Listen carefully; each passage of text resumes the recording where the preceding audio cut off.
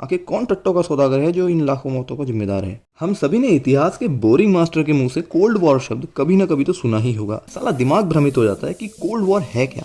क्या ठंड में लड़ा जाने वाला युद्ध है? कोल्ड वॉर यूएसए और उस टाइम के रशिया यानी कि यूएसएसआर के बीच 45 इयर्स तक बिना हथियार के लड़ी गई एक लड़ाई है। तू दिखा, चल। अबे हाथ लगा के दिखा ना। अबे तू हाथ लगा के देख ना। मेरे डायलॉग मत मार, सुन। तू भी मेरा डायलॉग मत मार, समझा?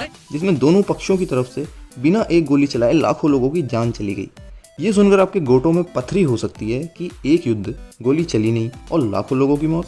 आखिर कौन टट्टों का सौदागर है जो इन लाखों मौतों का जिम्मेदार है? मुबारक हो, आप आ चुके हैं इविल क्लासमेट की संगत में। मित्रों, वीडियो बहुत इन्फॉर्मेटिव और बकचोदी से भरा होने वाला है, तो लास्ट तक जरूर बने रहना। वर्ल्ड वॉर 2 में यूएसए, यूएसएसआर, फ्रांस, चाइना और ब्रिटेन ने मिलकर नाजी जर्मनी और इंपीरियल जापान जैसी एक्सिस पावर्स को गोटों से चने चबुआए। 1945 में जब वर्ल्ड वॉर खत्म हुआ तो लड़ते लड़ते यूरोप के भी लोड़े लग चुके थे और इस पूरे वर्ल्ड में केवल 2 ही सुपर पावर्स बची थी, जो कि है यूएसए यानी कि अमेरिका और यूएसएसआर यानी कि रशिया। यूएसए एक कैपिटलिस्ट आइडियोलॉजी वाला डेमोक्रेटिक देश था, जहां पे सरकार के जीरो इंटरफेरेंस के साथ हर किसी को कैपिटल जनरेट करने के लिए इंडस्ट्री और ट्रेड करने का हक था। वेल्थ डिस्ट्रीब्यूशन वहां पे आपके कंट्रीब्यूशन के आधार पे ही होता था। ज्यादातर मजदूर वर्ग और गरीब लोगों के कंट्रीब्यूशन को बिल्कुल नेग्लेजिबल माना जाता था और उनका काफी एक्सप्लॉयटेशन भी किया जाता था। दूसरी तरफ यूएसएसआर की कम्युनिज्म की आइडियोलॉजी कैपिटलिस्ट लोगों के इस अत्याचार के खिलाफ ही एक टाइप का रिवोल्यूशन थी।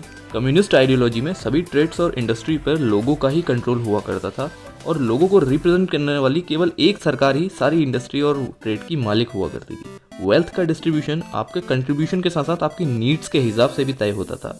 इस वजह से गरीबों की हालत में काफी ज्यादा सुधार आया और इस आइडियोलॉजी को गरीबों, मजदूर वर्ग, किसानों का पूरा समर्थन मिला। इसी आइडियोलॉजिकल डिफरेंस के कारण दोनों ही देशों के बीच अपनी अपनी आइडियोलॉजी के इन्फ्लुएंस को लेकर कंपटीशन शुरू हो गया। कुछ देश यूएसए की तरफ आ गए जिनको फर्स्ट वर्ल्ड या वेस्टर्न ब्लॉक कहा गया। यूएसएसआर की तरफ आने वाली कंट्रीज को सेकंड वर्ल्ड या फिर ईस्टर्न ब्लॉक कहा गया। कुछ कंट्रीज जिसमें कि इंडिया भी शामिल था, वो किसी भी ग्रुप में नहीं गए और इन लोगों को थर्ड वर्ल्ड या फिर नॉन अलाइंड कंट्रीज या फिर न्यूट्रल कंट्रीज कहा गया था। दोनों ही देश हर कंट्री में अपनी आइडियोलॉजी वाले लोगों को या ग्रुप्स को या अपोजिशन को सपोर्ट करते, उनको पैसे और हथियार दिलवाते और लड़वाते। इससे कई देशों में सिविल वॉर हुए और लाखों लोग मारे गए। अमेरिका ने बहुत बार कम्युनिज्म से लड़ने के लिए कट्टर आतंकवादी संगठनों जैसे कि आईएसआईएस और मुजाहिदीन को भी फंड किया। आज जो हम बॉम्ब फटने, बॉम्ब और आदमी के साथ फटने और यह सब ड्रामा देखकर तीसरे आदमी की कांड फटने की घटनाएं देखते हैं, सब अमेरिका की कृपा से है। आइडियोलॉजीज की लड़ाई चलती रही। यूरोप में अमेरिकन इन्फ्लुएंस को कम करने के लिए रशिया ने आयरन कर्टेन बनाकर यूरोप को जर्मनी समेत 2 हिस्सों में बांट लिया।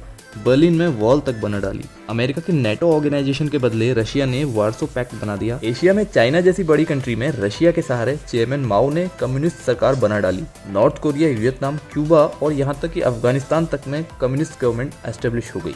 यूएसए ने रशिया की फेडरेशन कंट्रीज में विद्रोह करने की कोशिश की, लेकिन रशिया ने आसानी से हर विद्रोह को कुचल डाला। साइंस, इंडस्ट्री, टेक्नोलॉजी और स्पेस फील्ड में भी कंपटीशन बढ़ने लगा। रशिया के स्पुतनिक 1, 2 और 3 के ठीक बाद यूएसए द्वारा नासा का उद्घाटन कर दिया गया। रशिया वेपन इंडस्ट्री में जीडीपी का 14% तक स्पेंड करने लगा।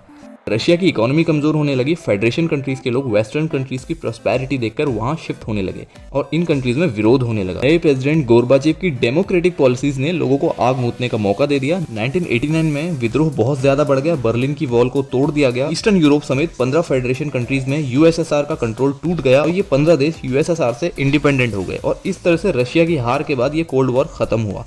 इस तरह कोल्ड वॉर एक आइडियोलॉजिकल और जियोपॉलिटिकल स्ट्रगल था, अपनी परंपरा, प्रतिष्ठा और सम्मान का। आशा की जाती है कि टॉपिक आपने एंजॉय किया होगा।